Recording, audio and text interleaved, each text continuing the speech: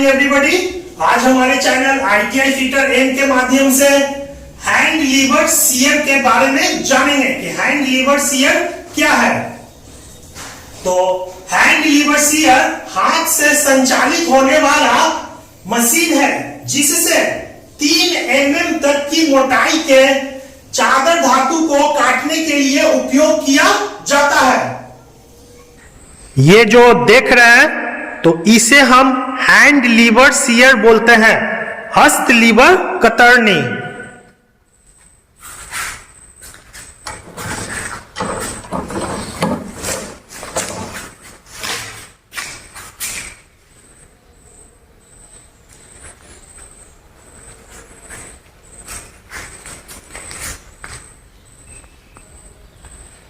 ये जो hand liver shear है तो यह हाथ से संचालित होने वाला मशीन है। तो यहां हम देख रहे हैं इसका संचालन हाथ के द्वारा होता है। इसके द्वारा हम 3 mm मोटाई तक के चादर धातु को मतलब शीट मेटल को काटने के लिए प्रयोग कर सकते हैं। तो ये जो शीट मेटल देख रहे हैं, अगर इसका मोटाई 3 mm तक होगा तो 3 mm तक के मोटाई को हम इसके द्वारा काट सकते हैं।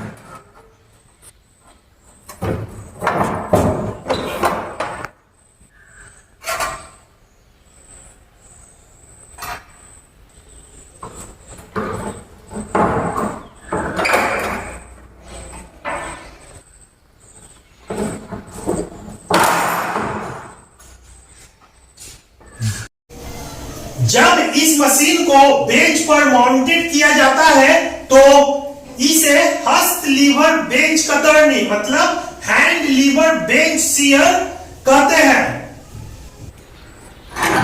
जब इस मशीन को मतलब कि हैंड लीवर शियर को बेंच पर माउंट करते हैं, ये जो देख रहे हैं बेंच है, इस बेंच पर जब हम इसे कसते हैं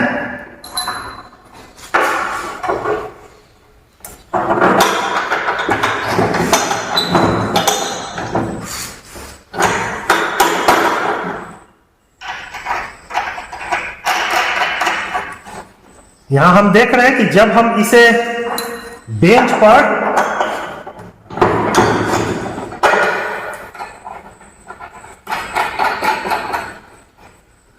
नट बोल्ट के द्वारा जब हम इसे टाइट कर देते हैं तो इसे हम हस्त लीवर बेंच कतरनी मतलब हैंड। इसे एक छोटे से प्लेटफॉर्म पर फर्श पर भी लगाया जा सकता है। ये जो हैंड लीवर शियर है तो इसे एक छोटे से प्लेटफॉर्म पर, तो यहां हम देख रहे हैं एक छोटा सा प्लेटफॉर्म है, तो छोटे से प्लेटफॉर्म पर फर्श पर भी लगा सकते हैं। ये देख रहे हैं फर्श है, तो इस फर्श पर छोटा सा प्लेटफॉर्म है और इस प्लेटफॉर्म पर हम हैंड लीवर शियर को सेट कर सकते हैं।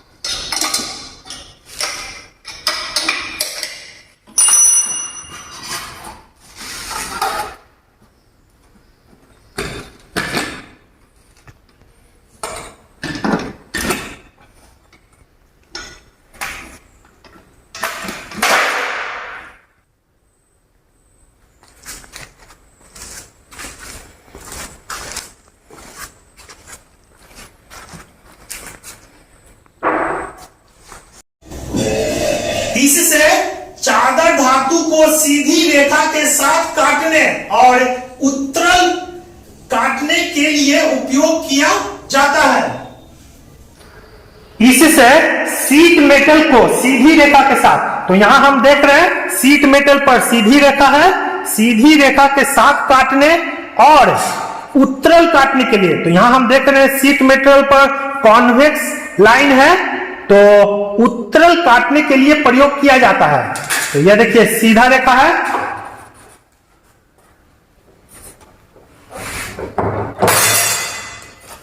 तो यहां देख रहे हैं सीधा रेखा को इसके द्वारा काट दिया गया है, और यह एक उत्तल रेखा है, तो इसे काटने के लिए भी इसका प्रयोग करते हैं।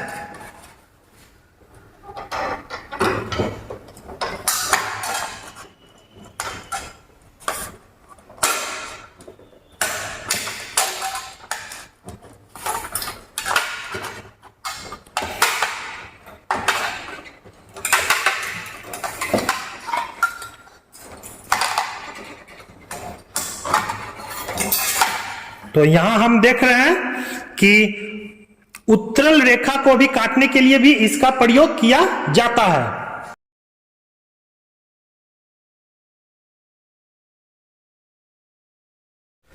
तो ये जो देख रहे हैं, तो इसे हम हैंड लीवर शियर बोलते हैं, और अब हम इसके पार्ट्स के बारे में जानेंगे। तो सबसे पहले आता है लीवर हैंडल। तो ये जो देख रहे हैं इसको हम लीवर हैंडल बोलते हैं। तो ये जो देख रहे हैं, तो इसका नाम है क्लैंपिंग डिवाइस।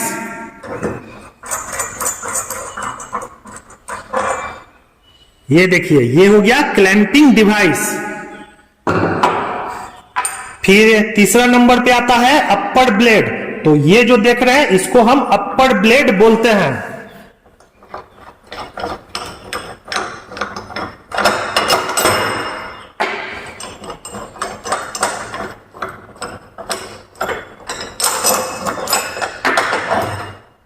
ये देखिए ये हो गया अपर ब्लेड, और ये जो देख रहे हैं तो इसे हम लोअर ब्लेड बोलते हैं।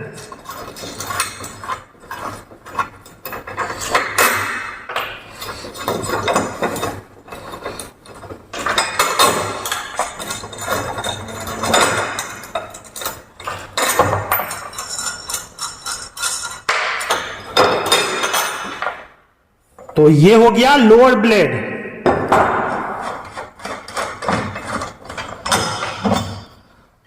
और ये जो देख रहे हैं तो इसे हम बॉडी बोलते हैं। तो अब फिर से देख लें, तो ये हो गया लीवर हैंडल, और ये हो गया क्लैंपिंग डिवाइस, ये हो गया अपर ब्लेड, ये हो गया लोअर ब्लेड, और ये जो देख रहे हैं तो ये हो गया बॉडी। हैंड लीवर कतरनी की निचली ब्लेड स्थिर होती है तथा ऊपरी ब्लेड एक कोण पर क्लिक होते हैं। हैंड लीवर कतरनी का निचली ब्लेड, तो ये जो देख रहे हैं यह नीचे का ब्लेड है, और ये जो देख रहे हैं ये ऊपर का ब्लेड है। तो निचली ब्लेड स्थिर होती है। तो यहां हम देख रहे हैं कि नीचे का ब्लेड क्या है, नट बोल्टू के द्वारा कसकर इसे स्थिर किया हुआ है, तथा ऊपरी ब्लेड, ये जो ऊपरी ब्लेड है, ऊपरी ब्लेड को एक कोण पर पिवोट होती है। ठीक है, तो पिवोट यहां एक नट बोल्ट के द्वारा इसे कसा जाता है।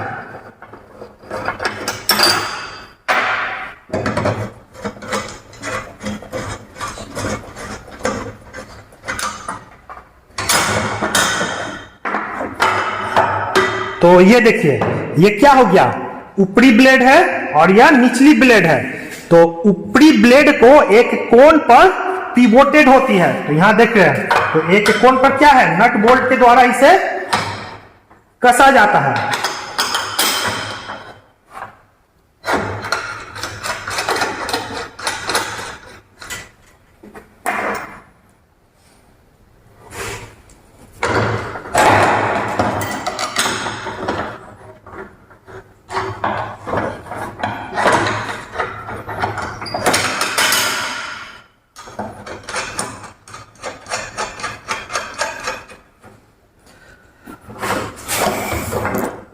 तो यहां यही चीज बताया जा रहा है, हैंड लीवर कतरनी का निचली ब्लेड स्थिर होती है तथा ऊपर का ब्लेड एक कोण पर क्लिक होती है, मतलब पिवोटेड होती है।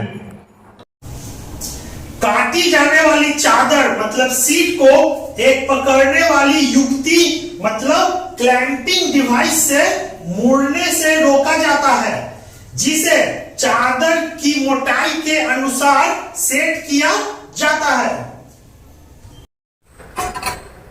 काटी जाने वाली चादर मतलब काटी जाने वाली सीट को पकड़ने वाली युक्ति, तो ये जो देख रहे हैं यह एक पकड़ने वाली युक्ति है, मतलब क्लैंपिंग डिवाइस है। ठीक है, तो क्लैंपिंग डिवाइस से मुड़ने से रोका जाता है। तो यहां जैसे हम देख रहे हैं, अगर ये क्लैंपिंग डिवाइस नहीं होगा और अगर हम इस सीट को काटेंगे तो काटते समय क्या होगा, यह मुड़ जाएगा इस प्रकार। तो इस मुड़ने से बचने के लिए ये जो क्लैंपिंग डिवाइस है इसका प्रयोग करते हैं और इसे चादर की मोटाई के अनुसार सेट करते हैं। तो यहां हम देखते हैं इसे जब हम खोलते हैं तो क्या हो रहा है, यह ऊपर नीचे होता है और सीट का मोटाई जितना होता है उसके अनुसार इसे हम इस प्रकार सेट करते हैं और फिर इसे कस देते हैं।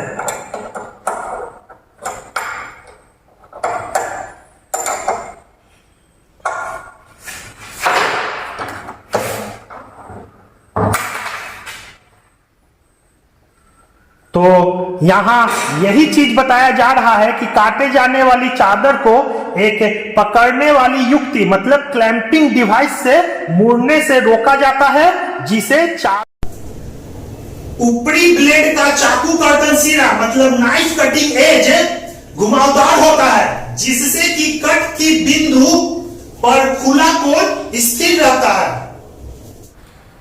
ऊपरी ब्लेड का चाकू कर्तन सिरा मतलब नाइफ कटिंग एज घुमावदार होता है। तो यहां हम देख रहे हैं यह ऊपरी ब्लेड है और इसका नाइफ कटिंग एज, तो ये जो देख रहे हैं नाइफ कटिंग एज, तो ये क्या है, यह घुमावदार है। ये देखिए यह घुमावदार है। तो जिस कारण कट की बिंदु पर, तो ये जो देख रहे हैं कट की बिंदु पर खुला कोण स्थिर रहता है। तो यहां देखिए कट की बिंदु पर क्या है, एक खुला कोण स्थिर रहता है। जैसे ही ऊपरी ब्लेड सीट मेटल पर नीचे की ओर जाता है तो धातु पर कर्तन बल आरोपित होता है, जिससे धातु का विरूपण होता है तथा बल में वृद्धि करने से धातु का सुघट्य विरूपण मतलब प्लास्टिक डिफॉर्मेशन होता है। तो ये जो कर्तन बल है तो ये क्या है, तो शियर फोर्स मतलब कर्तन बल ऐसा बल जो वस्तु को दो हिस्सों में अलग करने का प्रयास करता है या कर देता है, उसे शियर फोर्स कहते हैं। और विरूपण, ये जो विरूपण है तो विरूपण मतलब हो गया आकार में परिवर्तन। और ये जो प्लास्टिक डिफॉर्मेशन है तो ये देख ले, प्लास्टिक डिफॉर्मेशन मतलब हो गया अस्थायी रूप से आकार में परिवर्तन। मतलब प्लास्टिक डिफॉर्मेशन में धातु का आकार बदल जाती है जब उस पर बल लगाया जाता है, और जब बल को हटाया जाता है तो वह अपनी मूल स्थिति में वापस नहीं आता है। जैसे ही ऊपरी ब्लेड, ये जो देख रहे हैं ऊपरी ब्लेड, जैसे ही ऊपरी ब्लेड सीट मेटल पर नीचे की ओर जाता है, मतलब जब हम इसे काटते हैं तो ऊपरी ब्लेड सीट मेटल पर नीचे की तरफ जाता है तो धातु पर कर्तन बल आरोपित होता है। तो कर्तन बल क्या हो गया, ऐसा बल जो वस्तु को दो हिस्सों में अलग करने का प्रयास करता है या कर देता है, उसे कर्तन बल करता है। तो जब कर्तन बल आरोपित होता है तो जिस कारण धातु में विरूपण होता है, तो विरूपण क्या हो गया, आकार में परिवर्तन। मतलब इस सीट मेटल के जो काटने वाला हिस्सा के आंतरिक स्ट्रक्चर में कुछ परिवर्तन होने लगता है, और जब हम बल में वृद्धि करते हैं तो धातु का प्लास्टिक डिफॉर्मेशन होता है, मतलब सुघट्य विरूपण। तो प्लास्टिक डिफॉर्मेशन क्या हो गया, प्लास्टिक डिफॉर्मेशन में धातु का आकार बदल जाती है जब उस पर एक बल लगाया जाता है, और जब बल को हटा दिया जाता है तो वह अपनी मूल स्थिति में वापस नहीं आता है।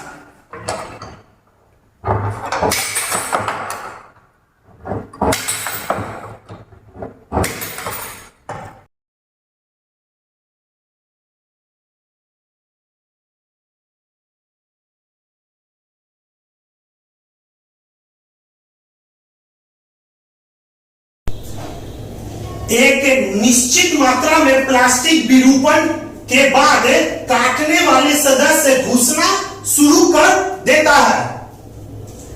कार्ड से नहीं कटा हुआ धातु का किनारा कठोर हो जाता है। एक निश्चित मात्रा में प्लास्टिक डिफॉर्मेशन के बाद काटने वाले सदस्य, तो काटने वाला सदस्य हो गया यह निचली ब्लेड और यह ऊपरी ब्लेड, तो दोनों ब्लेड सीट मेटल में घुसना शुरू कर देता है और कार्ड से नहीं कटा हुआ धातु का किनारा कठोर हो जाता है। तो यहां हम देख रहे हैं कि काटने वाले सदस्य सीट मेटल में घुसना शुरू हो जाता है और कार्ड से नहीं कटा हुआ धातु का किनारा कठोर हो जाता है। तो यहां हम देख रहे हैं कि एक निश्चित मात्रा में प्लास्टिक डिफॉर्मेशन के बाद ये जो काटने वाले सदस्य हैं निचली ब्लेड और ऊपरी ब्लेड दोनों सीट मेटल में घुसना शुरू कर देते हैं, और यहां हम देख रहे हैं कि कार्ड से नहीं कटा हुआ धातु का किनारा, तो ये देखिए कार्ड से नहीं कटा हुआ ये जो धातु का किनारा है, सीट मेटल का जो किनारा है, यह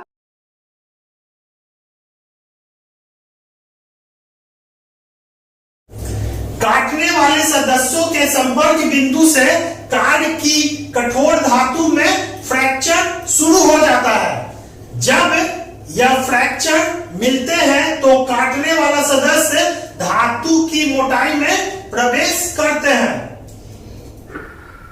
काटने वाले सदस्यों के संपर्क बिंदु से, तो यहां हम देख रहे हैं ये जो काटने वाला सदस्य मतलब ऊपरी ब्लेड और निचली ब्लेड के संपर्क बिंदु से कार्ड की कठोर धातु में फ्रैक्चर शुरू हो जाता है, और जब यह फ्रैक्चर मिलते हैं तो काटने वाले सदस्य धातु की मोटाई में प्रवेश करता है और सीट कटकर अलग हो जाता है।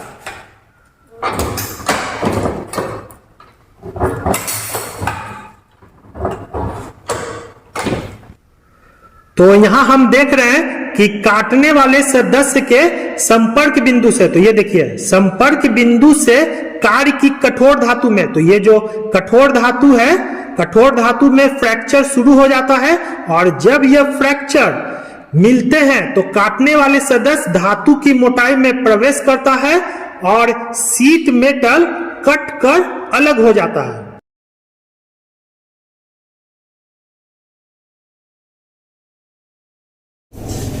ब्लेडों में अंतराल बहुत महत्वपूर्ण है तथा ये काटे जाने वाली सीट के मोटाई के 10% से अधिक नहीं होनी चाहिए और किसी विशेष पदार्थ के लिए उपयुक्त होना चाहिए।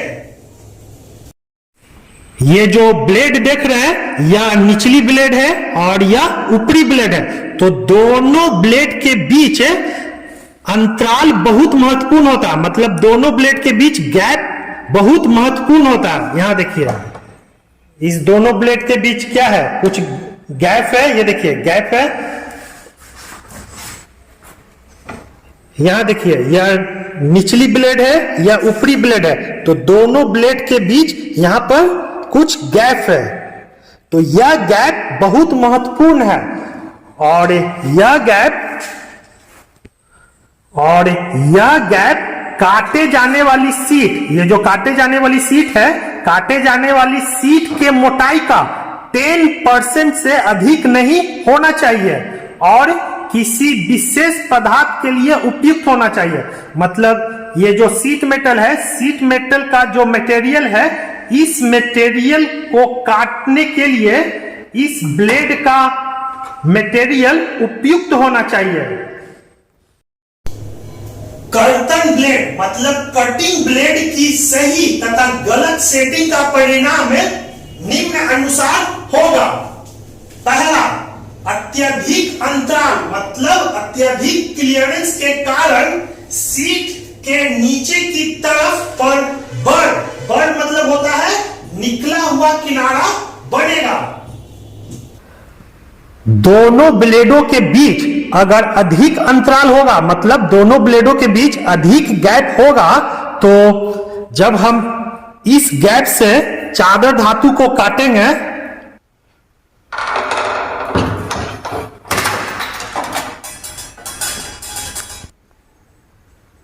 तो चादर धातु को जब हम काटेंगे अधिक गैप में तो नीचे की तरफ एक बड़ बनेगा। इसको गौर से देखिएगा तो ये देखिए नीचे की तरफ क्या हो गया, एक बड़ बना है।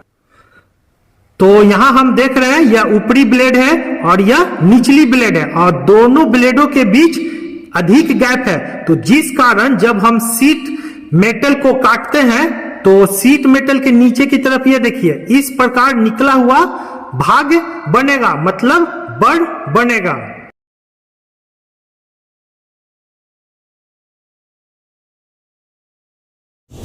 दूसरा, अंतराल मतलब क्लियरेंस न होने पर अति तनाव होगा और चादर का किनारा निचली साइड पर सपाट होगा।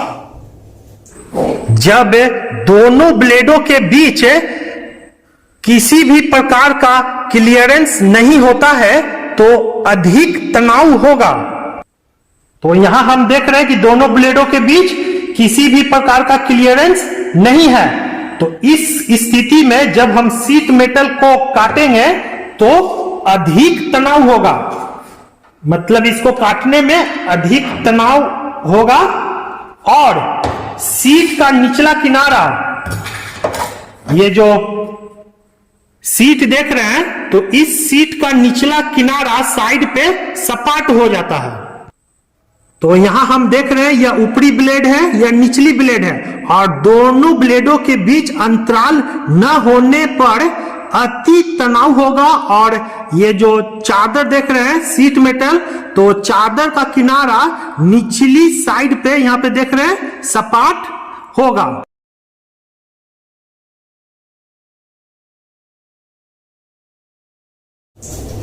तीसरा, सही अंतराल के होने से उचित रूप में कटी हुई चादर प्राप्त होते हैं।